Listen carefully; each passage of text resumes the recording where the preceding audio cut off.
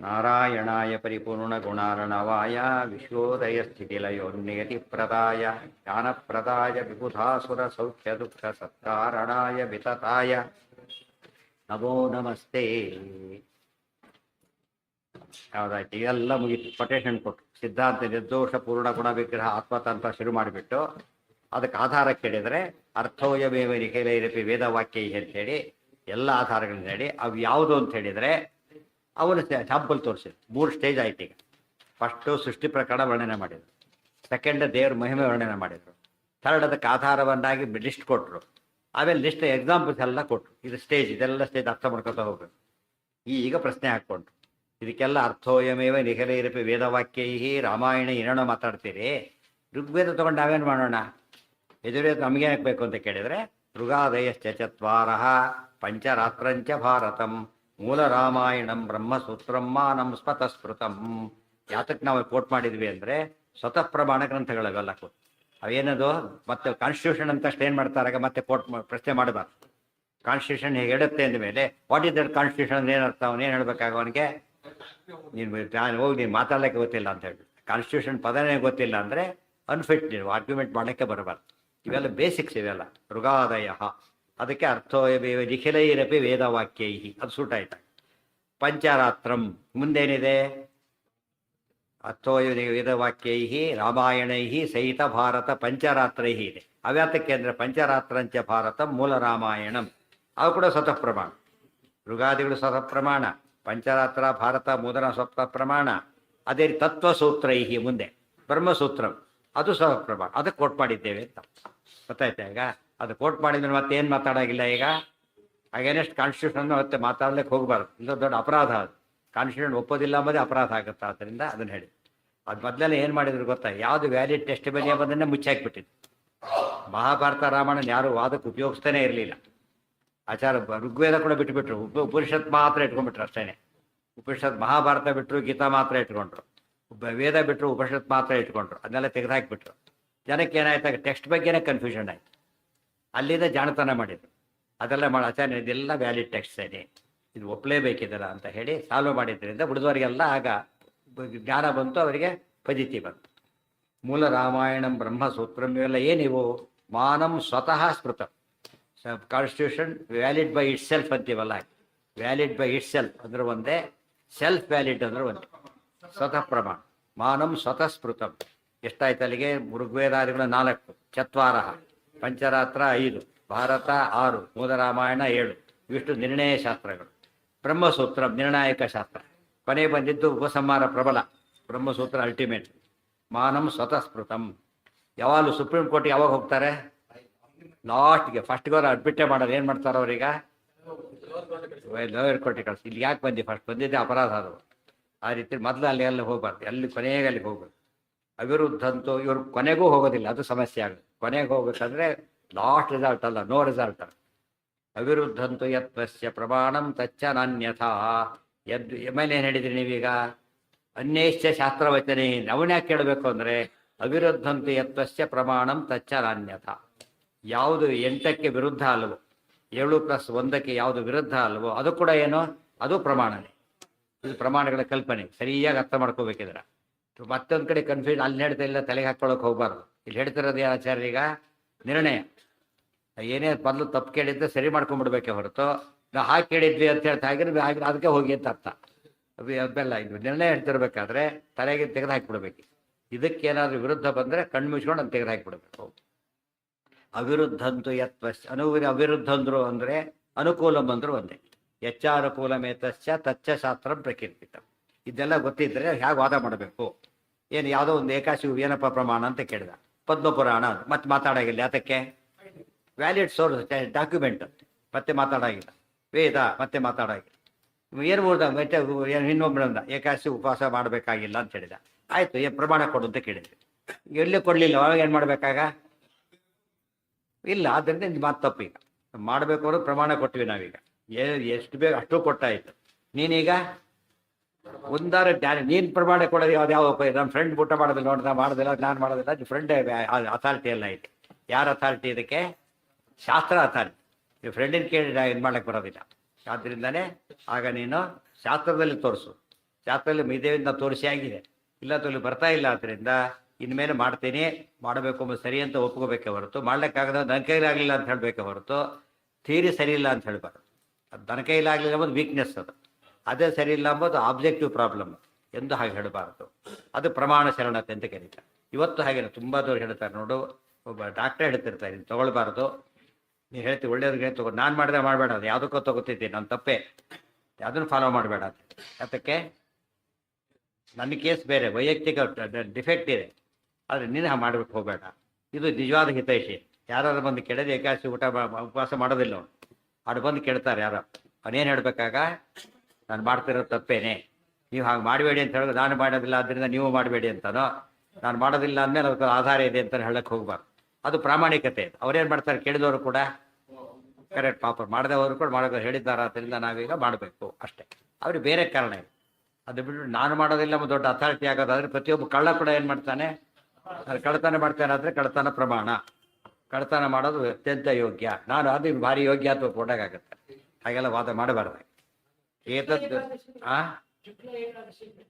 ಅದೇ ಹೇಳಿದ್ದೆ, ಇದಕ್ಕೆಲ್ಲ ಉತ್ತರ ಅದೇನೇ. ಈಗ ಏನ ಏನು ಪ್ರಶ್ನೆ ಏನೀಗ, ಒಂದು ಮಾತಿದೆ, ಏಕಾದಶಿ ಉಪವಾಸ ಮಾಡೋರು ಕೂಡ ಶುಕ್ಲ ಪಕ್ಷದ ಏಕಾದಶಿ ಮಾಡಿ ಕೃಷ್ಣ ಪಕ್ಷದ ಮಾಡಬೇಡಿ ಅಂತವ್ರಿದ್ದಾರೆ ಕೆಲವರು. ಇನ್ನು ನಮ್ಮಲ್ಲೇ ಇದ್ದಾರೆ, ಮೊದಲೇ ಏಕಾದಶಿ ಮಾಡಿಬಿಡಿ ಸಾಕು, ಗೊತ್ತಾಯ್ತು, ಕೊನೆಯದು ಮಾಡಬೇಡಿ ಸಾಕು, ಈ ರೀತಿ ವಾದ ಮಾಡಿರುತ್ತೆ. ಏನೇ ಹೇಳ್ಬೇಕು ಅವರಿಗೆ ವಾದ ಯುಕ್ತಿ ಏನು ಕೊಡ್ತಾರೆ ಗೊತ್ತಾ, ಭಾಳ ಶ್ರೇಷ್ಠ ಅಂತ ಹೇಳಿದ್ರೆ ಅದೊಂದು ಮಾಡಿದ್ರೆ ಸಾಕು ಅಂತ ಅರ್ಥ. ಈ ಶ್ರೇಷ್ಠ ಅಂಬೋದಕ್ಕೆ ಅದು ಅರ್ಥನಾಗಿದ್ರೆ ಎಲ್ಲದನ್ನು ಮಾಡಿ ಹೆಚ್ಚು ಮಾಡಿ ಅಂತ ಅರ್ಥನ, ಇದೊಂದೇ ಮಾಡಿ ಅಂತ ಬಿಡಿ ಅಂತ ಅರ್ಥನ, ಇವನ ಪ್ರಕಾರ ಅದೇ ಅರ್ಥ. ನಮ್ಮವರೇ ಇದ್ದಾರೆ ಉಳಿದೋರ್ ಪ್ರಮಾಣಕ್ಕೆ ಹೋಗಬೇಕಾಗಿ, ಅದಕ್ಕೆ ಹೇಳ್ತಾರೆ ಅವೆಲ್ಲ ಸರಿಯಲ್ಲ. ಶುಕ್ಲಪಕ್ಷ ಕೃಷ್ಣಪಕ್ಷ ಏಕಾದಶಿ ಎಂಬುದು ಹೇಗೆ ತಪ್ಪು ಅಂತ ಕೇಳಿ ವಿಭಾಗ ಮಾಡೋದು ಯಾಕೆ ತಪ್ಪು ಅಂದರೆ, ಗೌರ್ನೈವ ಹಂತವ್ಯ ಶುಕ್ಲ ಕೃಷ್ಣೇತಿ ಭಾಮಿನಿ.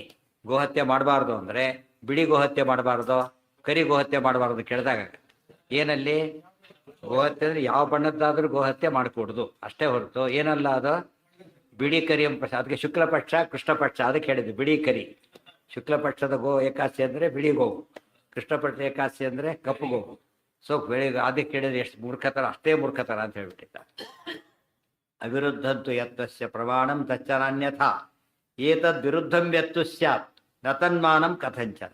ಇಷ್ಟಕ್ಕೆ ವಿರುದ್ಧವಾದರೆ ಮಾತ್ರ ಯಾರೇ ಹೇಳಿದ್ರು ಏನದು ಅಪ್ರಮಾಣವೇ. ಇದಕ್ಕೆ ವಿರುದ್ಧವಾದರೆ ಯಾರೂ ಒಪ್ಲಿಕ್ಕೆ ಬರೋದಿಲ್ಲ. ಕಾನ್ಸ್ಟಿಟ್ಯೂಷನ್ ವಿರುದ್ಧವಾಗಿ ಪ್ರೈಮ್ ಮಿನಿಸ್ಟರ್ ಹೇಳಿದ್ರೆ ಕೇಳೋದಿಲ್ಲ, ಚೀಫ್ ಜಸ್ಟಿಸ್ ಹೇಳಿದ್ರು ಕೇಳೋದಿಲ್ಲ. ಅದಕ್ಕೆ ನೀವೇ ತಪ್ಪು ಮಾಡ್ತಿದ್ದೀರಿ ಅಂತ ಹೇಳಕ್ಕೆ ಬರೋದು.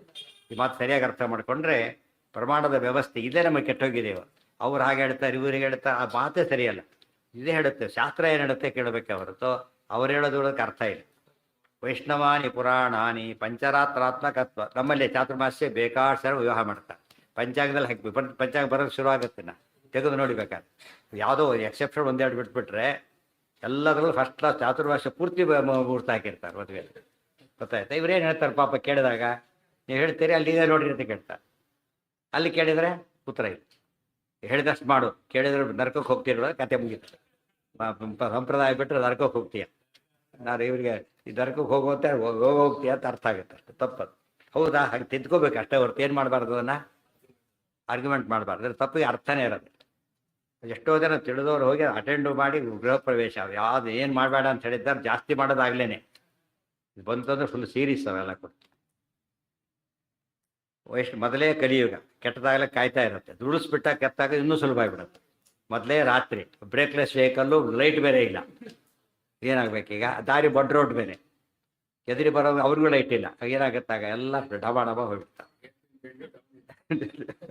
ಟೋನು ಕರ್ವು ಗಾಡ್ ಸೆಕ್ಷನ್ ಬಿದ್ದರೆ ಕಂದಕ, ಅದು ಅಲಕನಂದ ಉಳಿದಾರೆ. ಪ್ರಮಾಣಾನ್ನೇವ ಮನ್ವಾದ್ಯ ಸ್ಮೃತಯೋಪಿ ಅನುಕೂಲತಃ. ಈಗ ಎಲ್ಲ ಹೇಳಿದ್ರಿ, ಪುರಾಣ ಯಾಕೆ ಕೋಟ್ ಮಾಡ್ತೀರಿ ಮಧ್ಯೆ ಮಧ್ಯೆ ಅಂತ ಪ್ರಶ್ನೆ ಮಾಡಿದರೆ, 7 ಆಯಿತು 1 ಆಯ್ತು 8 ಆಯ್ತು ಕರೆಕ್ಟೇನೆ. ನೀವು ವಿರುದ್ಧ ಹೇಳಿದ್ರಿ ಸರಿನೇ, ಆದರೆ ಪುರಾಣ ಯಾಕೆ ಕೋಟ್ ಮಾಡ್ತೀರಿ ಅಂದರೆ, ವೈಷ್ಣವಾನಿ ಪುರಾಣಾನಿ ಪಂಚರಾತ್ರಾತ್ಮಕತ್ವತಃ ಪ್ರಮಾಣಾನ್ನೇವ ಮನ್ವಾದ್ಯಾ ಸ್ಮೃತಯೋಪ್ಯನುಕೂಲತಃ. ಪುರಾಣಗಳು ಪ್ರಮಾಣನೇ. ನೆಕ್ಸ್ಟ್ ಸ್ಟೆಪ್, ಈಗ ಪುರಾಣಗಳು ಪ್ರಮಾಣನೇ. ಯಾವ ಪುರಾಣಗಳು? ವೈಷ್ಣವಾನಿ ಪುರಾಣಾನಿ. ವೈಷ್ಣವ ಪುರಾಣಗಳು ಅಂದರೆ ಏನರ್ಥ? ಸಾತ್ವಿಕ ಪುರಾಣಗಳು ಅಂತ ಅರ್ಥ. ಸಾತ್ವಿಕ ಪುರಾಣ ಏನು ಮಾಡಿದ್ದಾರೆ? 18ರಲ್ಲಿ 3 ಭಾಗ ಮಾಡಿದ್ದಾರೆ. ಸಾತ್ವಿಕ ಪುರಾಣ, ರಾಜಸ ಪುರಾಣ, ತಾಮಸ ಪುರಾಣ ಅಂತ ಮಾಡಿದ್ದಾರೆ. ಅಷ್ಟೇ ಅರ್ಥ ಮಾಡ್ಕೋಬಾರ್ದು ಇದಕ್ಕೆ. ಅದಕ್ಕೆ ವೈಷ್ಣವಾನಿ ಪದ ಉಪಯೋಗಿಸಿದ್ದಾರೆ. ವಿಷ್ಣು ಸರ್ವೋತ್ತಮ ಪ್ರತಿಪಾದಕವಾದ ಅಂಶ ಯಾವುದೇ ಪುರಾಣದಲ್ಲಿದ್ದರೂ ಅದೇನದು ವಿಷ್ಣು ಪುರಾಣ ಅಂತಾನೆ ಅರ್ಥ ಆಯ್ತು. ಅದು ಬ್ರಾಡ್ ಸೆನ್ಸ್. ನೋಡಿ, ಭಾಗವತಲ್ಲಿದೆ ವೈಷ್ಣವ ಪುರಾಣ. ಸ್ಕಂದ ಪುರಾಣ ಒಪ್ಪೋದಿಲ್ಲ ಅಂದರೆ ತಪ್ಪದು. ಯಾಕೆ? ಸ್ಕಂದ ಪುರಾಣ ಹೆಸರಿಗೆ ಏನದು? ಸ್ಕಂದನ ಪುರಾಣ. ಸ್ಕಂದ ಅಂದರೆ ಷಣ್ಮುಖ, ಆತನ ಹೇಳೋ ಪುರಾಣ ಅಂತ. ಅದು ದೊಡ್ಡ ಪುರಾಣ ಅದೇನೆ. 18 ಪುರಾಣದಲ್ಲಿ 81 ಶ್ಲೋಕ ಇರೋ ಪುರಾಣ, 81,000 ಶ್ಲೋಕ ಇರೋ ಪುರಾಣ, 81,000 ಶ್ಲೋಕ ಇದೆ. ನೆಕ್ಸ್ಟು ಮಹಾಭಾರತ ಅದೇ. ಅದು ತಾಮಸ ಪುರಾಣ ಆ್ಯಕ್ಚುಲಿ. ಆದರೆ ಆಚಾರ್ಯ ಫಸ್ಟ್ ಕೊಟೇಶನ್ನೇ ಬ್ರಹ್ಮಸೂತ್ರ ಪುರಾಣ ಕೊಟ್ಟು ಮಾಡ್ತಾರೆ. ಅಂದರೆ ವೈಷ್ಣವ ಪುರಾಣ ಶಬ್ದಕ್ಕೆ ಅರ್ಥ ಪುರಾಣದ ಟೈಟ್ಲ್ ವಿಷ್ಣು ಪುರಾಣ ಅಲ್ಲ, ವೈಷ್ಣವ ವಿಷಯಕವಾದ ಪುರಾಣ. ವಿಷಯ ಯಾವ ಪುರಾಣದಲ್ಲಿ ಬಂದಿದ್ರು ಏನದು? ಅದು ವೈಷ್ಣವ ಪುರಾಣ. ಅದು ಆ ಪಾಯಿಂಟ್ ಅಲ್ಲಿರೋದು ಮುಖ್ಯವಾಗಿ. ಭಾಗವತ ಪುರಾಣಕ್ಕೆ ಅದೇ ಅರ್ಥ. ಭಗವಂತನ ಮಹಿಮೆ ಹೇಳೋ ಪುರಾಣ ಎಲ್ಲ ಭಾಗವತ ಪುರಾಣನೇ. ಇದು ಭಾಗವತೆ. ಸ್ಕಂದ ಪುರಾಣ ಭಾಗವತ ಪುರಾಣ. ಭಾಗವತ ಪುರಾಣದಲ್ಲೇ ಒಂದು ಅಂಶ ಬಂತು ಮೇಲ್ನೋಟಕ್ಕೆ ವಿರುದ್ಧ. ಅದೇನಾಗ ಅವೈಷ್ಣವ, ಆ ಭಾಗ ತ್ಯಾಜ್ಯ. ತ್ಯಾಜ್ಯ ಅಂದ್ರೆ ಏನರ್ಥ? ಸರಿಯಾದ ಅರ್ಥ ಮಾಡ್ಕೋಬೇಕು, ಆ ಅರ್ಥಲ್ಲಿ ತಗೊಳ್ಬಾರ್ದು ಅಂತ. ಕಾರಣ ಏನಂದ್ರೆ ಇದೇ ಅರ್ಥ. ವೈಷ್ಣವಾನಿ ಪುರಾಣಾನಿ ಪಂಚರಾತ್ರಾತ್ಮಕತ್ವತಃ. ವೈಷ್ಣವ ಪುರಾಣಗಳು ಯಾತಕ್ಕೆ ವ್ಯಾಲಿಡ್ ಅಂದರೆ ಪಂಚರಾತ್ರ ಬೇಸ್ ಅದಕ್ಕೆ. ಅದಕ್ಕೆ ಪಂಚರಾತ್ರ ವೈಷ್ಣವಾನಿ ಪಂಚರಾತ್ರತಃ ಅಂತ ಬರುತ್ತೆ 15ನೇ ಅಧ್ಯಾಯದಲ್ಲಿ. ಪಂಚರಾತ್ರ ಮೂಲ ಅದಕ್ಕೆ. ಪಂಚರಾತ್ರ ಅಂಬುದು ಶುದ್ಧ ವೈದಿಕ. ಆದ್ದರಿಂದ ಅದು ಪ್ರಮಾಣ. ಪ್ರಮಾಣಾನ್ನೇವ ಮನ್ವಾದ್ಯಾಹ ಶ್ರುತಯೋಪ್ಯನುಕೂಲತಃ. ಆಮೇಲೆ ಅದು ಸರಿನೇ. ಮನ್ಮಸ್ಮೃತಿ ಮೊದಲ ಒಪ್ಪಬೇಕೋ ಬೇಡವೋ? ಇವತ್ತು ಅದನ್ನು ಒಪ್ಪೋದಿಲ್ಲ. ಮನುಸ್ಮೃತಿ ಅಂದರೆ ಅವನು ಬಕ್ಕಾಬಟ್ಟಿ ಬೈತಾರೆ ಆಧುನಿಕರೆಲ್ಲ. ತಪ್ಪದು. ಪ್ರಮಾಣಾನ್ನೇವ ಮನ್ವಾದ್ಯಾಹ ಸ್ಮೃತಯೋಪಿ ಅನುಕೂಲತಃ. ಮನ್ವಾದ್ಯಾಹ ಮನು ಮೊದಲಾದ ಸ್ಮೃತಿಗಳು ಕೂಡ ಪ್ರಮಾಣಗಳೇ ಆಗಿವೆ. ಆದರೆ ಅನುಕೂಲತಃ ಮರಿಕೊಡು. ವಿಷ್ಣು ಸರ್ವೋತ್ತಮ ಮತ್ತು ವಿರೋಧಾಂಶ ಬಂದರೆ ಏನು ಮಾಡಬೇಕು? ಅದಕ್ಕಾಗ ಅದು ಬೇರೆ ಅರ್ಥ ಮಾಡಬೇಕು, ಇಲ್ಲ ಬಿಟ್ಟು ಬಿಡಬೇಕು. ಮನುಸ್ಮೃತಿ ವ್ಯಾಲಿಡ್ ಆದ್ದರಿಂದ ಬೇರೆ ಅರ್ಥನೇ ಮಾಡಬೇಕಾಗುತ್ತೆ. ಇನ್ವ್ಯಾಲಿಡ್ ಸ್ಮೃತಿ ಬಂದರೆ ಅದಕ್ಕೆ ಅರ್ಥ ಮಾಡ್ಲಿಕ್ಕೆ ಹೋದರೆ ಇನ್ವ್ಯಾಲಿಡ್ ಅಂತಲೇ ಬಿಸಾಕಿಬಿಡ್ಬೇಕು. ಅಷ್ಟೇ ಹೊರತು ಬೇರೆ ಅಲ್ಲ. ಇದೆಲ್ಲ ನಿಯಮಗಳು. ನಾಣ್ಯಥಾತು ಕಥಂಚನ ಅತಸ್ ಏತೇಷು ವಿಷ್ಣುರಾಧಿಕ್ಯ ಮುಚ್ಚತೆ ಅನ್ಯಸ್ಯ ನ ಕ್ವಚಿತ್. ಇವೆಲ್ಲ ನೋಡಿ ಎಷ್ಟು ಪ್ರಿನ್ಸಿಪಲ್ಸ್ ಅಂದರೆ, ಇವತ್ತು ಯಾರೇ ಬರಲಿ ಈ ಬಿಗಿನರಿಗೆ ಗೈಡ್ಲೈನ್ಸ್ ಕೊಟ್ಬಿಟ್ರೆ ಕನ್ಫ್ಯೂಷನ್ ಆಗಲ್ಲ ಅವ್ರಿಗೆ.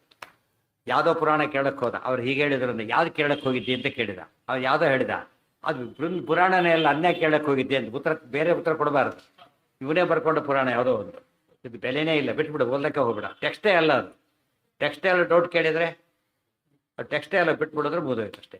ಆಮೇಲೆ ಯಾರು ಹೇಳಿದರು ಅವರು ಅವೈಷ್ಣವ, ಉಪಯೋಗ ಇಲ್ಲ, ಬಿಟ್ಬಿಡು. ಅವ್ರ ಮಾತಲ್ಲಿ ಕೆಡಿಸ್ಕೊಳಕ್ಕೆ ಹೋಗಬೇಡ, ಜಸ್ಟ್ ಲೀವ್ ಇಟ್. ಯಾಕೆ? ಅವನು ಹೇಳ್ತಿರೋದೇ ವಿರುದ್ಧ ಹೇಳ್ತಿದ್ದಾನೆ. ಆದ್ದರಿಂದ ವಿಷ್ಣು ಸರ್ವೋತ್ತದ ಒಪ್ಪಿಲ್ಲ ಅಂದಮೇಲೆ ಅವ್ನ ಮಾತಿ ಬೆಲೆನೇ ಇಲ್ಲ, ಬಿಟ್ಬಿಡು. ಸೊ ಹೇಳೋನು ಯಾರು, ಹೇಳಿದ್ದೆ ಅವ್ರು, ಮುಗೀತು. ಯಾವ ಕ್ಲಬ್ ಬಾ ಬಿಡು, ಕಥೆನೇ ಮುಗೀತು. ಅಲ್ಲಿ ಪ್ರವಚನ ಇಟ್ಟಿದ್ರ ಗೋವಿಂದ, ಹಿಂಗೆ ಹೋಗಿ ಮಲ್ಗೆ ಹಾಕಿ ನೀನು ಹಾಕೋದಿ ಫಸ್ಟ್. ಈಗ ಅಂದರೆ ದೇಶ ಕಾಲ ಏನೇನು ಎಲ್ಲ ಸರಿ ಇಲ್ಲ. ವಕ್ತೃ ಸರಿ ಇಲ್ಲ, ಗ್ರಂಥ ಸರಿ ಇಲ್ಲ, ಸ್ಥಳ ಸರಿ ಇಲ್ಲ. ಅಲ್ಲಿ ಡೌಟ್ ಬಂದರೆ ನೀವು ಹೋಗಿದ್ದೆ ಅದಕ್ಕೆ ನಮ್ಮ ಡೌಟ್ ಅಷ್ಟೇ ಹೊರತು ಅಲ್ಲಿ ಹೋಗಬಾರ್ದಾಗಿ. ಇಲ್ಲ ಭಾಗವತ ಪುರಾಣ ಹೇಳ್ತಾ ಇದ್ರು, ಯಾರೋ ದೊಡ್ಡ ಸ್ವಾಮಿಗಳೇ ಹೇಳ್ತಾ ಇದ್ರು, ಹೀಗೆ ಹೇಳಿದ್ರು, ತೊಗೊಂಡು ಯಾವ ವಿಷಯ ಅದೇ ಸ್ವಲ್ಪ ಬರ್ತದೆ. ಏನು ಹೇಳಿದ್ರು, ಯಾವ ಪ್ರಸಂಗದಲ್ಲಿ ಹೇಳಿದ್ರು, ಸರಿಯಾಗಿ ಕೇಳಿಸ್ಕೊಂಡೆ ನೀನು? ಸ್ವಲ್ಪ ನಿದ್ದೆ ಮಾಡ್ತಿದ್ದೆ, ಮಧ್ಯೆ ಕೇಳ್ತಾರೆ, ಸರಿಯಾಗಿ ಕೇಳಿಸ್ಕೊಂಡೆ. ಅವರಾಗೆಲ್ಲ ಹೇಳೋದಿಲ್ವಲ್ಲ, ಸಾಧ್ಯ ಇಲ್ಲ. ಏನೋ ತಪ್ಪಾಗಿದೆ. ಅಕಸ್ಮಾತ್ ಅಲ್ಲಿ ಆಗಿದ್ದರೆ ಅದ್ರ ಜೊತೆ ಮಾತಾಡ್ತೀನಿ, ಹಾಗೆ ನೋಡೋಣ ಅಂತ ಏನು ಹೇಳಿದ್ದಾರೆ. ನಿನಗೆ ಹೇಳಕ್ಕೆ ಬರ್ತಾ ಇಲ್ಲ, ಹೇಳ್ತೇನೆ, ನೀವು ಸರಿಯಾಗಿ ಇನ್ನೂ ಮುಂದೆ ಕೇಳಿಸ್ಕೊಂಡಿರ್ಬೇಕು. ಅಲ್ಲಿ ಸರಿ ಹೋಗಿ ಅದನ್ನು ಬಿಟ್ಬಿಟ್ಟು ವಾದ ಮಾಡಿದ್ರೆ ಅರ್ಧಕ್ಕರ್ಧ ಹೋಗ್ಬಿಡೋದು. ನಮ್ಮ ತುಂಬ ಜನ ಕೇಳೋ ಪ್ರಶ್ನೆಗಳಿದ್ದೇನೆ. ಎಲ್ಲ ಉಪನ್ಯಾಸಕ್ಕೆ ಹೋಗಿರ್ತಾರೆ, ಅಲ್ಲಿ ಕೇಳಿದ್ರೆ ಹೀಗೆ ಹೇಳ್ತಾರೆ, ಇನ್ವ್ಯಾಲಿಡ್ ಅದು. ಅದು ಸಂಶಯ ಅಂತ ಕೇಳೋದೇ ಮೊದಲೇ ದೊಡ್ಡ ತಪ್ಪು. ಯಾಕೆ ಹೋಗಿದ್ದೆ ಮೊದಲು ತಪ್ಪು. ಆದ್ದರಿಂದ ಜಸ್ಟ್ ಲೀವ್ ಇಟ್ ಅಂತ ಹೇಳ್ಬೇಕು. ಅವಿರುದ್ಧಂತೂ ಯತ್ಸ್ಯ ಪ್ರಮಾಣಂ ತಚ್ಚ ನಾನ್ಯಥಾ. ಇವತ್ತು ಎಷ್ಟೋ ಹೊತ್ತು ಡಿಗ್ರಿ ಮಾಡಿರ್ತಾನೆ ಅವ್ನು, ಪಾಪ ಪಿ ಎಚ್ ಡಿ ಮಾಡಿರ್ತಾನೆ, ಓದ್ತಾರೆ, ರೆಕಗ್ನೈಸ್ಡ್ ಯೂನಿವರ್ಸಿಟಿ ಅಲ್ಲ. ಏನು ಮಾಡ್ತಾರೆ, ಅದನ್ನು ಕನ್ಸಿಡರೇ ಮಾಡೋದಿಲ್ಲ, ಮುಗಿದೋಯ್ತು. ಫಸ್ಟ್ ರ್ಯಾಂಕ್ ಅದರಲ್ಲಿ ಇವನು ಕೇರೇ ಮಾಡೋದು. ಇನ್ನೊಂದಲ್ಲಿ 3rd ಕ್ಲಾಸ್ ಅಷ್ಟೇ ಕೆಲಸ ಇರ್ತವನು. ಯಾತಕ್ಕೆ? ಅದು ವ್ಯಾಲಿಡ್ ಯೂನಿವರ್ಸಿಟಿ ಅಂತ. ಆದ್ದರಿಂದ 3rd ಕ್ಲಾಸಿಗೆ ಬೆಲೆ ಇದೆ, ಫಸ್ಟ್ ರ್ಯಾಂಕಿಗೆ ಬೆಲೆ ಇಲ್ಲ. ತಿಳಿತಾ? ಈಗ ಇದನ್ನು ಅರ್ಥ ಮಾಡಿಕೊಂಡ್ರೆ ನಮಗೆ ಇದೆಲ್ಲ ಅರ್ಥ ಆಗುತ್ತೆ. ಅವ್ರು ಎಷ್ಟು ಚೆನ್ನಾಗಿ ಮಾತಾಡಿದ್ರು ಅನ್ಬೋದು, ಎಷ್ಟು ಪ್ರಸಿದ್ಧಿ ಇದ್ದಾರೆ ಎಂಬುದು. ಅವ್ರ ತಲೆಹರಟಿಗೆ ಏನು ಹೇಳಿದ್ರು, ಏನದು ತಲೆಹರಟಿಗಳಷ್ಟೇ. ಕೊಲೆ ಮಾಡಿದ್ದಾನೆ, ಭಾರಿ ಒಳ್ಳೆ ಮನುಷ್ಯ, ಕೊಲೆ ಮಾಡಿದ ಒಳ್ಳೆ ಮನುಷ್ಯ ಆಗ್ತಾನೆ. ಮತ್ತೆ ಭಾರಿ ಒಳ್ಳೆ ಮನುಷ್ಯ ಕೊಲೆ ಮಾಡಿದ್ದಾನೆ ಬಿಟ್ಬಿಡಿ ಅಂದರೆ ಅದು ವ್ಯಾಘಾತ, ಅವಾಚ್ಯ ಲಕ್ಷ್ಯ ಬಂದಾಗ ಉಪಯೋಗ ಇಲ್ಲ. ಏತೇಷು ವಿಷ್ಣುರಾಧಿಕ್ಯ ಮುಚ್ಚತೆ. ಇನ್ನು ವಿಷ್ಣು ಪುರಾಣ ಅಂತ ಯಾವ ಕಾನ್ಸ್ಟಿಟ್ಯೂಷನ್ ಆದರೂ ಕೂಡ ಕಳ್ಳತನ ಮಾಡಿ ಅಂತ ಇರುತ್ತಾ ಒಂದು ದೇಶದ ಕಾನ್ಸ್ಟಿಟ್ಯೂಷನ್ನು? ಕೊಲೆ ಮಾಡಿ ಅಂತ ಇರುತ್ತಾ? ಇಲ್ಲ, ಸಾಧ್ಯ ಇದೆಯಾ? ಇದು ವಿಷ್ಣು ಸರ್ವೋತ್ತ, ಈ ಗ್ರಂಥಗಳು ವಿಷ್ಣು ಸರ್ವೋತ್ತಮತ್ವ ಬಿಟ್ಟರೆ ಏನಿರೋದಿಲ್ಲ, ಬೇರೆ ಇರೋದೇ ಇಲ್ಲ. ವ್ಯಾಲಿಡ್ ಟೆಕ್ಸ್ಟಲ್ಲಿ ಅದಿದ್ರೇ ವ್ಯಾಲಿಡ್ ಟೆಕ್ಸ್ಟ್ ಅದು. ಆಧಿಕ್ಯ ಮುಚ್ಚತೆ ಅನ್ಯಸ್ಯ ನ ಕ್ವಚಿತ್. ಅನ್ಯಸ್ಯ ನ ಕ್ವಚಿತ್, ಉಳಿದವರಾದಿಕ್ಕೆ ಎಲ್ಲೂ ಹೇಳೋದೇ ಇಲ್ಲ. ಅತಸ್ತದೇವ ಮಂತವ್ಯಂ ನಾನ್ಯಥಾತು ಕಥಂಚ. ಶಾಸ್ತ್ರ ಆಗಿದೆ, ಶಾಸ್ತ್ರ ವಿಷ್ಣು ಒಂದೇ ಬಂದಿದೆ, ಅದು ತಿಳಿ ಮಂತವ್ಯಂ. ಆತ್ಮಾವಾರೇ ದ್ರಷ್ಟವ್ಯ ಶ್ರೋತವ್ಯ ಮಂತವ್ಯ ನಿಧಿಧ್ಯಾಸಿತವ್ಯ. ಅದನ್ನೇ ಮನನ ಮಾಡಬೇಕು. ಮಂತವ್ಯ ಅಂದರೆ ಮನನ ಮಾಡಬೇಕು. ನಾನ್ಯಥಾತು ಕಥಂಚ, ನಾನು ಬೇರೆ ರೀತಿ ಏನು ಮಾಡಿದ್ರು ಯೋಚನೆ ಮಾಡ್ಲಿಕ್ಕೆ ಹೋಗಬಾರ್ದು, ಮನನ ಮಾಡಲಿಕ್ಕೆ ಹೋಗಬಾರ್ದು. ಮೋಹಾರ್ಥಾನಿ ಅನ್ಯಶಾಸ್ತ್ರಾಣಿ ಕೃತಾನಿ ಕೃತಾನ್ನೇವ ಆಜ್ಞೆಯಾ ಹರೇಹೇ. ಆ ಕೆಲವು ಪ್ರಶ್ನೆಗಳು ಬಂದು, ಇದು ನೆಕ್ಸ್ಟ್ ಕ್ವಶನ್. ಆದರೆ ಇವರಲ್ಲ, ಸಾಕ್ಷಾತ್ ರುದ್ರದೇವರು ಮಹಾನುಭಾವರು, ಅವರು ನೀವೇ ಒಪ್ಪಿದ್ದೀರಿ ಮನೋನಿಯಾಮಕರು ಅಂತೇಳಿ ಅವ್ರು ಹೇಳ್ತಾರಲ್ಲ ಪಾಶುಪತದಲ್ಲಿ ಅಂತ ಕೇಳಬಹುದು. ಇದು ವ್ಯಾಲಿಡ್ ಪ್ರಶ್ನೆ. ಅದು ಅಕ್ಸೆಪ್ಟೆಡ್, ದೊಡ್ಡ ಆಚಾರ್ಯ ಹೇಳ್ತಾರೆ ಅಂದಮೇಲೆ ಏನು ಸಮಸ್ಯೆ ಇದೆ ಅಂತ ಹೇಳ್ತಾ ಅದು ನಿಜ. ಮೋಹಾರ್ಥಾನಿ ಅನ್ಯಶಾಸ್ತ್ರಾಣಿ, ಮೋಹಾರ್ಥಾನಿ ಅನ್ಯಶಾಸ್ತ್ರಾಣಿ. ಅನ್ಯಶಾಸ್ತ್ರಗಳು ವಿರುದ್ಧ ಶಾಸ್ತ್ರಗಳು ಎರಡು ವಿಧ. ಹೇಗೆ? ಅಯೋಗ್ಯರೇ ಬರೆದ ಅಯೋಗ್ಯ ಕೆಟ್ಟ ಶಾಸ್ತ್ರಗಳು, ತಲೆ ಕೆಡಿಸ್ಕೋಬೇಕಾಗಿಲ್ಲ. ಯಾತಕ್ಕೆ? ಅಯೋಗ್ಯ ಬರೆದು ಡಿಸ್ಕಾರ್ಡ್ ಮಾಡಿಬಿಡಿ. ಆದರೆ ಯೋಗ್ಯರೇ ಬರೆದ ಕೆಟ್ಟ ಶಾಸ್ತ್ರ ಇದೆ, ಅದು ಇಂಪಾರ್ಟೆಂಟ್. ಯೋಗ್ಯರೇ ಬರೆದದ್ದಿದೆ, ಆ ದೇವತೆಗಳು, ದೊಡ್ಡ ದೇವತೆಗಳು ಬರೆದಿದ್ದೆ. ಅದಕ್ಕೇನು ಮಾಡಬೇಕು ಅಂದರೆ ಮೋಹಾರ್ಥಾನಿ ಅನ್ಯಶಾಸ್ತ್ರಾಣಿ ಕೃತಾನಿ ಏವ ಆಜ್ಞೆಯಾ ಹರೇಹೇ. ಅವರು ಕೂಡ ಬರಿಬೇಕಾದ್ರೆ ಹೇಳ್ಕೊಂಡ್ಬಿಡ್ತಾರೆ ಏನಂತ, ದೇವರ ಹೇಳಿದ್ನಲ್ಲ, ವಿತ್ ಪರ್ಮಿಷನ್ ಕೊಟ್ಟಾಗ ಅದೇನಾಗುತ್ತದು ವ್ಯಾಲಿಡ್. ಅದು ಕೊಲೆ ಅಲ್ಲ, ಅದು ಎನ್ಕೌಂಟರ್, ಗೆದ್ದುಬಿಟ್ಟ ಅವನು. ಆದರೆ ಆ್ಯಕ್ಚುಲಿ ಇದು ಮಾಡ್ದ, ಆರ್ಡರ್ ಇಲ್ಲ, ಕೊಂದ, ಕೊಲೆ ಬೇರೆ, ಮರ್ಡರ್ ಎನ್ಕೌಂಟರ್ ಬೇರೆ. ಹಾಗೆ ಕೃತಾನ್ನೇವ ಆಜ್ಞೆಯಾ ಹರೇ ಅತಸ್ತೇಷೂಕ್ತಮಗ್ರಾಹ್ಯಂ ಅಸುರಾಣಾಂ ತಮೋಗತೆ. ಯಾಕೆ ಪೊಲೀಸ್ ಹೊಡೆದ ಎನ್ಕೌಂಟರ್ ಆಗ್ತದೆ ಅಂದರೆ ಅವ್ನು ಯಾತಕ್ಕೆ ಅಪಾಯಿಂಟೆಡ್? ಅವನೀಗ ಪ್ರೊಟೆಕ್ಟ್ ದಿ ಲಾ. ಅವ್ನು ಹೊಡೆದ ಏನೋ ಲಾ ವಿರುದ್ಧ ನಡೆದಿದೆ ಅಂತಲೇ ಅರ್ಥ. ಸೊ ವೈಷ್ಣವರು ಹೇಳಿದ್ರೆ ಏನರ್ಥ? They are committed. ಅವರೆಲ್ಲ ಕಸ್ಟೋಡಿಯನ್ಸ್ ಆಫ್ ಸಿದ್ಧಾಂತ. ಆದ್ದರಿಂದ ಅವ್ರು ಏನೇ ಮಾಡಿದ್ರು ಏನಿರ್ತಾದ್ರು ಒಂದು ರುದ್ರದ ದೊಡ್ಡ ಕಸ್ಟೋಡಿಯನ್ ಅವರು. ಅವರೇ ಹೇಳ್ತಾರೆ ಏನೋ ಕಾರಣ ಇದೆ. ಆಜ್ಞೆಯ ಹರೇಹೇ, ಹರಿ ಅಪ್ಪಣೆಯಿಂದನೇ ಅವ್ರು ಹೇಳಿದ್ದಾರೆ. ನಮಗೇನು ಅನಿಸುತ್ತಾಗ ಅಲ್ಲಿ ದೇವರ ಅಪ್ಪಣೆಯಿಂದ ಮೋಹ ಮಾಡಕ್ಕೆ ಬರುತ್ತಾ ಅಂತ ಪ್ರಶ್ನೆ ಬರೋದಿಲ್ಲ. ಈಗ ದೇವರ ಅಪ್ಪಣೆಯಿಂದ ಮೋಹ ಮಾಡಕ್ಕೆ ಬರುತ್ತಾ ಅಂತ ಕೇಳಿದರೆ ಸರ್ಕಾರನೇ ಅವ್ನು ಡೆಡ್ ಆರ್ ಅಲೇವ್ ಕರ್ಕೊಂಬ ಅಂತ ಹೇಳುತ್ತಲ್ಲ, ಏನಂತೀರಿ? ಹಾಗಿದ್ರಿ ಈಗ ಸರ್ಕಾರ ಏನು ಮಾಡಕ್ಕೆ ಹೇಳ್ತಾ ಆಯ್ತು ಅವನ್ನ? ಹಾಗಿದ್ರಿ ಈಗ ಡೆಡ್ ಆರ್ ಅಲೈವ್ ಅಂತ ಹೇಳಿದರೆ ಅವನು ಕೊಲ್ಬೋದು ಅಂತ ಆಯ್ತಲ್ಲ ಸರ್ಕಾರ ಕೊಲ್ಬೋದು ಅಂತ ಹೇಳ್ಬೋದಾ? ಅದಕ್ಕೇನು ಹೇಳ್ಬೇಕಾಗ ಸರ್ಕಾರ ಹೇಳಿದ್ದು ಹೌದು. ಯಾತಕ್ಕೆ ಹೇಳಿದ್ದಾರೆ? ಯಾರು ಅವನು ಯಾವನ್ನ ಹೇಳಿದ್ದಾರೆ? ಕಂಟಕರ ಡ್ರೈವರ್ ಡೆಡ್ ಆರ್ ಅಲೈವ್ ಹೇಳಿಲ್ಲ, ಪರ್ಟಿಕ್ಯುಲರ್ ಒಬ್ಬರು ಹೇಳಿದ್ದಾರೆ, ಅವನ್ನ ಡೆಡ್ ಆರ್ ಅಲೈವ್ ಅಂತ ಹೇಳಿರೋದು. ಅವನು ಯಾರು? ಅವನು ನೊಟೋರಿಯಸ್ ಕ್ರಿಮಿನಲ್. ಅವನು ಕ್ರಿಮಿನಲ್ಲೇ ನೊಟೋರಿಯಸ್, ಅದ್ರಲ್ಲಿ ಬರಬರ್ ನೊಟೋರಿಯಸ್. ಅವನ್ನ ಹಿಡ್ಕೊಂಬ ಅಂತ. ಹಾಗೆ ಸರಿ ಇದೆ. ಬಟ್ ಒಳ್ಳೆಯವನ್ನ ಆಡಿದ ಕರ್ಕೊಂಬ ಅಂತ ಹೇಳೋದಿಲ್ಲ, ಒಳ್ಳೆಯವನ್ನ ಹೇಳೋದಿಲ್ಲ. ಆದ್ದರಿಂದ ಅದು ಸರಿಯಾದ. ಸರ್ಕಾರ ಹೇಳಿದ್ದು ಹೌದಲ್ಲೋ, ಕೊಲ್ಲು ಅಂತ ಹೇಳುತ್ತಾ ಇಲ್ಲೋ? ಮತ್ತೆ ಅವನು ಮೋಸ ಮಾಡಬೇಡಿ, ಕಳ್ಳನ ಹಿಡ್ಕೊಬೇಡಿ ಅಂತ ಯಾರು ಹೇಳ್ತಾರೆ ಪೊಲೀಸರಿಗೆ? ಅವ್ನು ಹಿಡ್ಕೊಬಂದ ಅಂತ ಅಲ್ಲಯ್ಯ, ಅವನು ಆ ಕಡೆ ದೀನ ಆ ಕಡೆ ಕಡಿದೆ ಹೋಗಿ ಪೊಲೀಸರಿಗೆ ಕೇಳೋದಿಲ್ಲ, ಅಪ್ರಿಷಿಯೇಟ್ ಮಾಡ್ತಾರ. ಯಾತಕ್ಕೆ? ಗುಡ್, ಬೈ ಹುಕ್ ಆರ್ ಕ್ರುಕ್ ಅವ್ನು ಹಿಡಿಬೇಕು ಅಷ್ಟೇ ಹೊರತು ಬೇರೆ ಅಲ್ಲ. ಈ ಕಾಪಿ ಹೊಡೆಯೋರು ಇರ್ತಾರಲ್ಲ ಪರೀಕ್ಷೆಯಲ್ಲೇ ಸಿಕ್ಕಾಗ, ಏನು ಸರ್ ಈ ಕಡೆಯಿಂದ ಬಂದುಬಿಟ್ರೆ ಆ ಕಡೆಯಿಂದ ಬರ್ಬೇಕು ನಿನಗೆ, ನಾವು ಬರ್ತೀವಿ ಆಲೋಸ್ಕೊಂಡು ಬರ್ಬೇಕಾದ್ರೆ ಈಗ ಆ ರೀತಿ ಬರೋದೇ ಸಿಕ್ಕೋದಿಲ್ಲ. ಆ ರೀತಿ ಸಿಕ್ತೇ ಆಗಿದ್ರೆ ಬರ್ತಿದ್ದಾರೆ ಈಗ ಅಂತ ಹೇಳಿದ ತಕ್ಷಣ ಯಾರು ಸಿಗೋದಿಲ್ಲ, ಕೆಲಸ ಹೋಗ್ಬಿಡ್ತಾರೆ. ಈಗ ಹೋದ್ರು ಇವತ್ತೇ ತೆಗಿತಾರೆ, ಯಾವ್ದೋಸ್ ಮಾಡಿ ಹೋಗ್ಬೇಕು ಅಂದ್ರೆ ಅರ್ಥ ಇರೋದಕ್ಕೆ. ಕಳ್ಳನ್ನು ಹಿಡಿಬೇಕಾದ್ರೆ ಏನು ಮಾಡ್ಬೇಕು ನಾವಾಗ? ಅವನಿಗೆ ಗೊತ್ತಾಗ್ಬಾರ್ದು, ಅದು ಮೋಹ ಅಂತ. ಅವನಿಗೆ ಗೊತ್ತಾಗದಿರೋದಕ್ಕೆ ಮೋಹ ಅಂತ ಕರೆಯೋದು. ನಮ್ಮ ಜನ ಇಂಥ ಪ್ರಶ್ನೆ ಮಾಡ್ತಾರೆ, ಯಾಕೆ ಡೀಟೇಲ್ ಆಗಿ ಹೇಳಿದ್ದು ಅಂದರೆ, ಏನ್ರಿ ಇದು ಮೋಹಶಾಸ್ತ್ರ ಅಂತೀರಿ, ಹಸುರ ಮೋಹನ ಅಂತೀರಿ, ಏನಿದೆಲ್ಲ ಅಸಹ್ಯ ಅಂತ ಅನ್ಸೋದಿಲ್ಲ? ಅಲ್ಲ, ನೀವು ಅರ್ಥ ಮಾಡ್ಕೊಂಡಿಲ್ಲ, ಅದಕ್ಕೆ ಹಾಗೆ ಅನಿಸ್ತಾ ಇದೆ. ಹಸುರ ಮೋಹನ, ಬರೀ ಮೋಹನ ಅಂತ. ಹಸುರರಿಗೆ ಮೋಹನ, ಕಳ್ಳರಿಗೆ ಟೋಪಿ, ಒಳ್ಳೆಯವರಿಗೆಲ್ಲ ಕಳ್ಳರಿಗೆ ಟೋಪಿ ಅಂತ ಕರೆಕ್ಟ್. ಹಸುರರಿಗೆ ಶಬ್ದದಲ್ಲೇ ಉತ್ತರ ಇದೆ. ಮೋಹನ ತಗೊಂಡ ಕೆಟ್ಟ ಪದ, ಹಸುರ ಮೋಹನ ಒಳ್ಳೆ ಪದ. ಹೇಳಿದ್ರೆ ಕೆಟ್ಟವನ್ನು ಕೊಲ್ಲೋದು ಗುಣ. ಅರ್ಜುನ ಯುದ್ಧ ಮಾಡೋದಿಲ್ಲ. ನೋಡಿ ಯಾರು ಕೊಲ್ತಿರೋದು ನೀನೀಗ? ನಾರಾಯಣ ಬಿಟ್ಟು ತದರ ಬಂದಿ ನಿಗ್ರಹ. ಅವ್ರನ್ನ ಕೊಲ್ಲೋದ್ರೆ ತಪ್ಪಾಗತ್ತೆ. ಅದನ್ನ ಬರೀ ಕೊಲ್ಲೋದು ಕೆಟ್ಟದು ನಿಶ್ಚಿತ. ಪ್ರಾಣಿಗಳನ್ನು ಕೊಲ್ಲಬಾರ್ದು, ಇರುವೆನೂ ಕೊಲ್ಲಬಾರ್ದು. ಇಲ್ಲಿ ಬ್ರಾಹ್ಮಣನ್ನು ಕೊಲ್ಲಬೇಕು, ಆತತಾಯಿ ಆದ್ರೆ ಅಂತೇಳಿ. ಆತತಾಯಿ ಆದಾಗ ಬ್ರಹ್ಮಹತ್ಯ ದೋಷ ಬರೋದಿಲ್ಲ ಅಂತೇಳಿ. ಎಷ್ಟೇ ಆಪೋಸಿಟ್ ಇದೆ ನೋಡಿ. ಸಿಕ್ಕ ಇರುವೆನೂ ಕೊಲ್ಲಬಾರ್ದು, ಇಲ್ಲಿ ನೋಡಿದ್ರೆ ಬ್ರಾಹ್ಮಣನ್ನೂ ಕೊಲ್ಲಬಹುದು. ಎಷ್ಟು ಆಪೋಸಿಟ್ ಇದೆ. ಕಾರಣ ಏನು ಅಂದರೆ ಕಾರಣ ಇದೆ. ಒಂದು ದುಷ್ಟ ಆದ್ದರಿಂದ ಎಕ್ಸ್ಕ್ಯೂಸ್ ಇಲ್ಲ ಅದಕ್ಕೆ. ಮೋಹಾರ್ಥಾನ್ಯ ಶಾಸ್ತ್ರಾಣಿ ಕೃತಾನ್ನೇವ ಆಜ್ಞೆಯಾ ಹರೇಹೇ. ಯಾವ್ದಾದ್ರು ಒಬ್ಬ ದೊಡ್ಡ ಯೋಗ್ಯ ವ್ಯಕ್ತಿ ದೇವರ ಅಪ್ಪಣೆ ಮಾಡಿಲ್ಲ, ಕೆಟ್ಟ ಶಾಸ್ತ್ರ ಬರೀತಾನೆ. ಅವಾಗ ಏನು ಮಾಡಬೇಕು? ದೇವರ ಅಪ್ಪಣೆ ಮಾಡಿಲ್ಲ, ಕೆಟ್ಟ ಶಾಸ್ತ್ರ ಬರೀತಾನೆ, ಏನು ಮಾಡಬೇಕಾಗ? ತಪ್ಪು, ಅಪರಾಧ, ಪಾಪ ಬಂದೇ ಬರುತ್ತೆ ಅವ್ರಿಗೆ ಪಾಪ ಬರುತ್ತೆ. ಆದರೆ ಯಾವ ಅಪ್ಪಣೆಯಿಂದ ಮಾಡ್ತಾರೆ ಪಾಪ ಬರೋದಿಲ್ಲ. ಉದಾಹರಣೆಗೆ ಕ್ರಿಮಿನಾಲಜಿ ಓದ್ತಾರೆ, ಕ್ರಿಮಿನಾಲಜಿ ಓದಬೇಕು, ಅದು ಟೆಕ್ಸ್ಟಲ್ಲಿ ಇರ್ತದೆ ಗೊತ್ತಾಯ್ತಾ. ಕ್ರಿಮಿನಾಲಜಿಲಿ ಕ್ರೈಮ್ ವಿಷಯ ಹೇಳ್ತಾರೋ ಟೆಕ್ಸ್ಟ್ ಬುಕ್, ಅದು ಕ್ರೈಮ್ ವಿಷಯ. ಬಟ್ ಯಾತಕ್ಕೆ ಗೊತ್ತಾರೆ, ಯಾತಕ್ಕೆ ಟೆಕ್ಸ್ಟ್ ಬುಕ್ ಅದು? ಕ್ರೈಮ್ ಹೇಗೆ ಮಾಡ್ತಾರೆ ಅದನ್ನ ಹೇಗೆ ಹಿಡಿಬೇಕು ಅಂತ ಟೆಕ್ಸ್ಟ್ ಬುಕ್ ಅದು ಪಾಠ ಮಾಡ್ತಾರೆ, ಅದು ಗುಣ ಅದು. ಆದರೆ ಕಳ್ಳ ಕ್ರಿಮಿನಲ್ ಹೇಳ್ತಾ ಕೂತಿರ್ತಾರೆ, ಅವ್ನು ಹಿಡಿತಾರೆ ಯಾತಕ್ಕೆ? ಅವ್ರು ಹಿಡಿತಾರೋದು ಉದ್ಧಾರಕ್ಕಲ್ಲ, ಯಾತಕ್ಕೆ? ಕಳ್ಳತನನೇ ಅವ್ನು ಮೇನ್ ವೃತ್ತಿ ಮಾಡಿಸ್ತಿದ್ದಾನೆ. ಅದು ಇಬ್ಬರು ಯೂನಿವರ್ಸಿಟಿಯಲ್ಲಿ ಹಿಡಿದಾಗ ಅದು ವ್ಯಾಲಿಡ್ ಆಯಿತು, ಬೇರೆಯವನ ಕಳ್ಳ ಹಿಡಿದಾಗ ಇನ್ವ್ಯಾಲಿಡ್ ಆಯಿತು. ಅರ್ಥ ಆಯ್ತಾ? ಅದು ಶಾಸ್ತ್ರದಲ್ಲಿ ಅವಸರ ಮೋಹನ ಮಾಡಿದರೆ ಅದು ವ್ಯಾಲಿಡ್. ಅದು ಯಾಕೆ? ಯಾರಿಗೆ ಮೋಸ ಮಾಡ್ತಿರೋದು ನಾವು ಅದನ್ನೀಗ? ಅಸುರರಿಗೆ ಮಾತ್ರ. ಇದು ಇವೆಲ್ಲ ಜನಕ್ಕೆ ಗೊತ್ತಿಲ್ಲದೇನೆ ಈ ಕಾನ್ಸೆಪ್ಟನ್ನು ತುಂಬ ತುಂಬ ತಪ್ಪೇ ಉಪಯೋಗಿಸ್ಬಿಡ್ತಾರೆ. ಮೋಹಾರ್ಥಾನಿ ಯಾವ್ದ? ಹಾಂ, ನೀವೇ ಹೇಳಿ, ನೀವೇ ಹೇಳಿ ಏನಾಗತ್ತಾಗದು? ಎನ್ಕೌಂಟ್ರ್ ಬೇರೆ, ಗೋಡಿಬಾರ್ ಬೇರೆ, ನೆನ್ಪಿಟ್ಕೋಬೇಕು. ಗೋಡಿಬಾರ್ ಬೇರೆ, ಎನ್ಕೌಂಟ್ರ್ ಬೇರೆ. ಗೋಡಿಬಾರ್ ಅಂದಾಗ ಏನು ಮಾಡ್ತಾರೆ, ಉದ್ದೇಶ ಏನು ಅಂತ ಕೇಳಿದ್ರೆ ದೊಡ್ಡ ಇದನ್ನು ತಪ್ಪಿಸೋದಕ್ಕೋಸ್ಕರ ಹೊಡೆದು ಬಿಡ್ತಾರೆ. ಯಾರಿಗೆ ಬೇಕಾದ್ರೂ ಬಿಡ್ಬೋದು, ಏಟದು ಒಬ್ಬರಿಗೆ ಹೊಡಿಬೇಕು ಅಂತಿಲ್ಲ, ಯಾರಿಗೆ ಬೇಕಾದ್ರೂ ಹೊಡಿಬೋದು.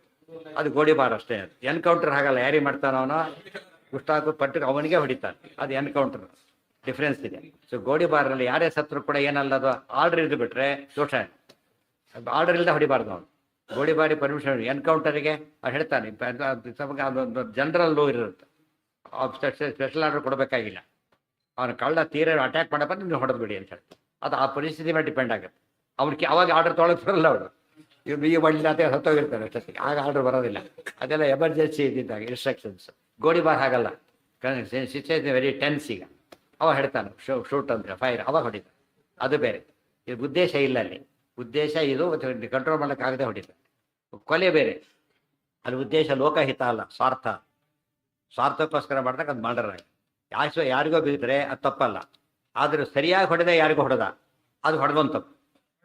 ಬಟ್ ಎನ್ಕೌಂಟರ್ ಮಾಡಕ್ಕೆ ಹೋದ ಇನ್ನೊಬ್ಬ ಪೊಲೀಸ್ ಹೊಡೆದಾಕ್ಬಿಟ್ಟ, ಅದು ಎನ್ಕೌಂಟರ್ ಆಗಲಿಲ್ಲ. ಅದು ಎನ್ಕೌಂಟರ್ ಅರ್ಥನೇ ಅಲ್ಲ. ಅದು ಎನ್ಕೌಂಟರ್ ಮಾಡೋಕೆ ಫಸ್ಟ್ ಸೇಫ್ಟಿ ನೋಡ್ಕೋಬೇಕು. ಅವ್ನು ತಮ್ಮವ್ರಿಗೆ ಬಿಡಬಾರ್ದು, ಏಟು ಯಾರಿಗೆ ಬಿಡ್ಬೇಕದ ಅವನಿಗೆ ಬಿಡಬೇಕು. ಅದೆಲ್ಲ ಅವೆಲ್ಲ ಡಿಫ್ರೆಂಟ್, ಬೇಕಾಷ್ಟು ಡೆಫಿನೇಷನ್ ಇದೆ. ಯಸ್ಮಾತ್ ಕೃತ ಅರ್ಜೆಂಟ್ ಏನೋ ಮಾಡೋದೇ ಇಲ್ವಲ್ಲ, ಅರ್ಜೆಂಟ್ ಕೆಲಸ ಇರಲಿಲ್ಲ, ಯಾರು ಮಾಡಬೇಕು ಅಂತ ಯೋಚನೆ ಇಲ್ಲ. ಅದರಿಂದ ಎಷ್ಟಿದ್ದೆ ಅವ್ರು ಎನ್ಕೌಂಟರ್ ಮಾಡಲಿಲ್ಲ ಅಂತ ಕೇಳೋಕೆ ಹೋಗ್ಬಾರ್ದು. ಅದು ಯಾರಿಗಿರೋದು ಪವರ್? ಅದು ಬೇರೆಯವ್ರಿಗೆ ಪವರ್ ಇಲ್ಲ. ಅದು ಉಳಿದವ್ರು ಎನ್ಕೌಂಟರ್ ಮಾಡೋ ಸಾಧ್ಯತೆ ಇಲ್ಲ ಯಾರು. ಅದಕ್ಕೆ ಕ್ಷತ್ರಿಯ ಅಂತ ಹೇಳಿ ಅರ್ಜುನ ನೀನು ಮಾಡಬೇಕು. ಯಾರೋ ಮಾಡಿದ್ರೆ ಏನಾಗುತ್ತೆ? ಅದು ನೀ ಕ್ಷತ್ರಿಯನ ಕೆಲಸ ಏನದು? ಅಪಾಯಿಂಟೆಡ್ ಆಗಿರೋ ನೀನೇ ಮಾಡಿದ್ರೆ ಇನ್ಯಾರು ಮಾಡ್ತಾರೆ? ಹಾಗಿದ್ರೆ ಪಬ್ಲಿಕ್ ಯಾವನು ಮಾಡಿದ್ರೆ ಎನ್ಕೌಂಟರ್ ಕರೆಯೋದಿಲ್ಲ, ಅದನ್ನು ಹಿಡಿತಿಲ್ಲ, ಅದು ಬೇರೆ.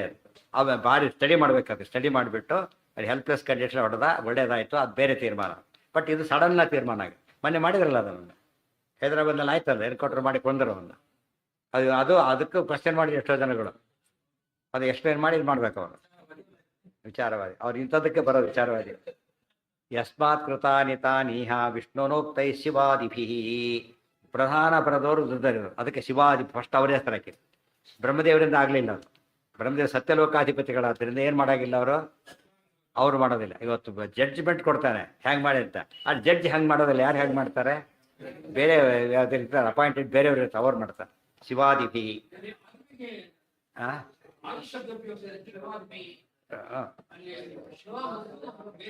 ಬೇಕಾದ ಸರಿ ಇದ್ದಾರೆ. ಶಿವಾದಿಭಿ ಅಂತ ಮುಂದೆ ಅವರೇ ಹೇಳ್ತಾರೆ. ತುಂಬಾ ಜನ ಸಹಸ್ರ ಮೋಹನ ಮಾಡೋಕ್ಕೋಸ್ಕರ ಸ್ವತಃ ದೇವರೇ ತಾನು ಶಿವನಿಗೆ ಆದಿ ಶಿವ ವಿಷ್ಣು ತನ್ನ ಇಚ್ಛೆ, ಇಲ್ಲಿ ಗುಡಿದವರ ಆಜ್ಞೆ ತನಗಿಚ್ಛೆ, ಬುದ್ಧ ರೂಪದಿಂದ ಮೋಹನ ಮಾಡ್ತಾನೆ ತಾನೇನೆ. ಆದ್ದರಿಂದ ಅದೇನು ಇದಲ್ಲ, ಯಾರು ಬೇಕು ಕಡಿಮೆ ಆಗೋದು ಹೆಚ್ಚು ಆಗ್ಬೋದು. ನಮ್ಮಲ್ಲಿ ಮಕ್ಕಳಿಗೆ ಮೋಸ ಮಾಡ್ತೀವಿ ನಾವು. ಆ್ಯಕ್ಚುಲಿ ಮಗು ಬ್ಲೇಡ್ ಹಿಡ್ಕೊಂಡಿರುತ್ತೆ, ತಕ್ಷಣ ಏನು ಮಾಡ್ತೀವಿ? ಅದನ್ನು ಕಿತ್ಕೊಂಡು ಅಯ್ಯೋ ಗುಬ್ಬೆ ಕಚ್ಕೊಂಡು ಪಕ್ಷಿಗೆ ಅದೇ ಸುಳ್ಳು ಹೇಳ್ದಾಗ ಆಗ್ತದೆ. ನರ್ಕಕ್ಕೆ ಹಾಕಿದ ಗತಿ ಇರೋದಕ್ಕೆ ಈಗ ಅದಕ್ಕೆ ಬ್ಲೇಡ್ ಚಾಕು ಕಿತ್ಕೋಬೇಕೀಗ. ಏನಾದ್ರು ಸುಳ್ಳು ಹೇಳಲೇಬೇಕು ಅದಕ್ಕೀಗ. ನೀವು ಸತ್ಯ ಹೇಳಿಬಿಟ್ರೆ ಕತೆ ಮುಗಿದೋಗುತ್ತೆ. ಆ ಸುಳ್ಳು ಏನದು?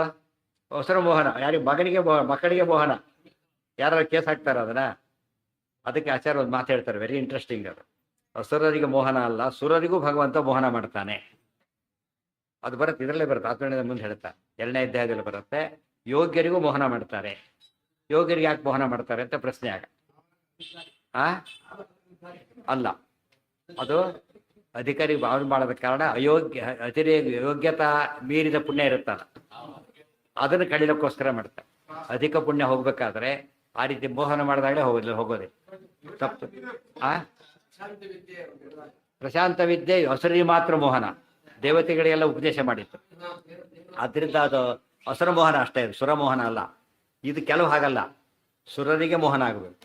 ಸುರರಿಗೆ ಮೋಹನ ಯಾತಕ್ಕಾಗಬೇಕು ಅಂದರೆ ಅವ್ರ ಯೋಗ್ಯತೆ ಮೀರಿದ ಪುಣ್ಯ ಹೋಗ್ಬಿಟ್ಟು ಪನಿಷ್ಮೆಂಟ್ ಆಗಬೇಕು ಅವರು. ಅದಕ್ಕೋಸ್ಕರ ಮಾಡ್ತಾರೆ. ಆದರೆ ಹುಷಾರಾಗಿರ್ಬೇಕು, ಸಜ್ಜನರಿಗೂ ಕೂಡ ಗ್ರಂಥಸ್ಥವಾಗಿ ಕೆಲವು ವಿಷಯಗಳು ಕನ್ಫ್ಯೂಷನ್ ಟೈಪ್ ಬಂದರೆ ಅದು ಹಸುರರಿಗೆ ಮೋಹನ ಮಾಡಲಿಕ್ಕೆ ಇರುತ್ತೆ. ನಮ್ಮಲ್ಲಿ ಕೆಲವು ಅದನ್ನ ಹೇಳ್ಕೊಂಡ್ಬಿಡ್ತಾರೆ ಗಟ್ಟಿಯಾಗಿ, ಹೇಳಿದ್ದಾರೆ ನೋಡಿದರೆ ಆದ್ದರಿಂದ ದೇವರಿಗೂ ದೋಷ ಇದೆ ಅಂತಾನೋ, ಆಚಾರ್ಯ ದೋಷ ಇದೆ ಅಂತ. ನಮ್ಮಲ್ಲಿ ಆ ಗುಂಪಿದೆ ಇವತ್ತು, ಆಚಾರ್ಯಗೂ ದೋಷ ಇದೆ ಅಂತ ಹೇಳೋ ಕೆಲವು ವಾದ ಇದ್ದಾರೆ ಕೆಲವರೆಲ್ಲ, ಅಪಾರ್ಥ ಮಾಡ್ಕೊಂಡ್ಬಿಡ್ತಾರೆ. ಹಾಂ, ಯಾರಿಗೆ? ದೇವತೆಗಳಿಗೆ, ಬರೀ ಸಾಮಾನ್ಯರಿಗೆಲ್ಲ.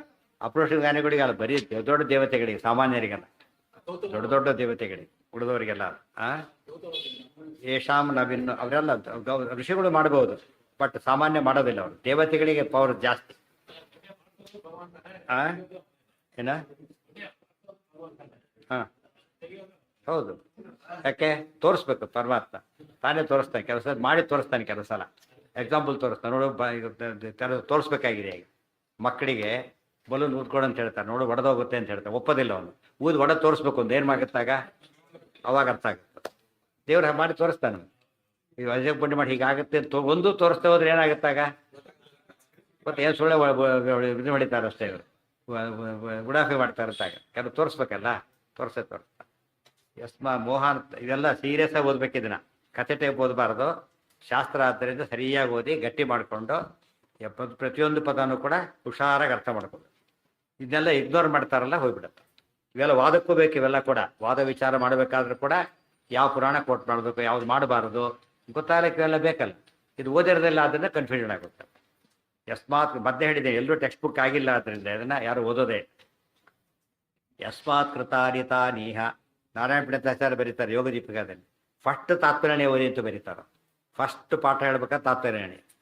ಶ್ರೀಮದ್ ಭಾರತ ತಾತ್ಪರ್ಯ ನಿರ್ಣಯಂ ಆದವು ಶಿಕ್ಷಯೇತ್ ಸುಧೀಹಿ, ಅವ್ರ ಮಾತು ಫಸ್ಟ್ ಪಾಠ ಹೇಳಿ. ಅದು ಕೊನೆಗೂ ಲಾಸ್ಟ್ಗೂ ಹೇಳೋದಿಲ್ಲ, ಅದ್ರಲ್ಲಿ ಏನಾಗುತ್ತೆ ಅದು ರೀಚೆ ಆಗ. ಹಾಂ, ಏನಂತ? ಹೌದೌದು. ಯಸ್ಮಾತ್ ಕೃತಾನಿ ತಾನೀಹ ವಿಷ್ಣುನೋಕ್ತೈ ಶಿವಾದಿಭಿ ಯೇಷಾಂ ಯನ್ನ ವಿರೋಧಿ ಸ್ಯಾತ್ ತತ್ರೋಕ್ತಂ ತನ್ನ ವಾರ್ಯತೆ. ಇದು ವಿರೋಧಿ ಅಲ್ಲದೆ ವಿಚಾರ ಎಲ್ಲಿ ಹೇಳಲ್ಪಟ್ಟಿದೆಯೋ ಅದನ್ನ ಒಪ್ಪಲೇಬೇಕು. ಅದನ್ನ ಅಲ್ಲಗಳಿಲ್ಲಕ್ಕೆ ಹೋಗಬೇಡಿ ಹೇಳಿ. ವಿಷ್ಣುವಾಧಿಕ್ಯ ಮುಂದೆಲ್ಲ ಇನ್ನೂ ಕ್ಲಿಯರ್ ಮಾಡುತ್ತೆ. ನೆಕ್ಸ್ಟ್ ವಾಕ್ಯನೇ ಅದು. ವಿಷ್ಣುವಾಧಿಕ್ಯ ವಿರೋಧೀನಿ ಯಾನಿ ವೇದವಚಾಂಸ್ಯಪಿ ತಾನಿ ಯೋಜ್ಯಾನಿ ಅನುಕೂಲ್ಯಾತ್ ವಿಷ್ಣುವಾಧಿಕ್ಯಸ್ಯ ಸರ್ವಶ. ಅದಿಷ್ಟು ನಾಳೆ 8ರಿಂದ. ಸರ್ವೇಂದ್ರಿಯ ಪ್ರೇರಕೇಣ ಶ್ರೀಪ್ರಾಣಪತಿನೇರಿತಃ ಯದವೋಚಮಹಂ ತೇನ ಪ್ರೀಯತಾಂ ಕಮಲಾಲಯಃ.